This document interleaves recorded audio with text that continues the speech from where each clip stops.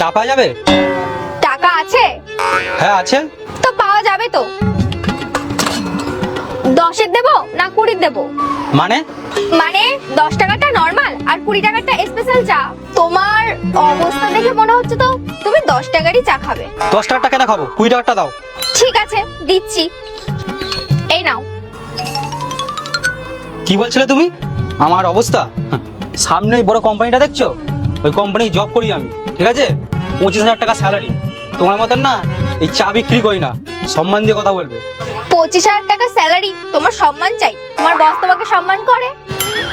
করে না তো। চুপচাপ চা খাও আর চলো এখান থেকে। আর তাছাড়া তোমাদের মতন কর্মচারী না এখানে রোজ আসে, আর ওরা কাঁদতে কাঁদতে ওদের গল্প শোনাতে থাকে তোমাদের বস তোমাদের উপর কেমন অত্যাচার করে।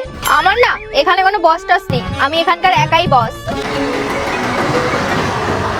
হ্যাঁ স্যার, হ্যাঁ স্যার এক্ষুনি আসছি, এসে একটু চা খেতে এসেছিলাম।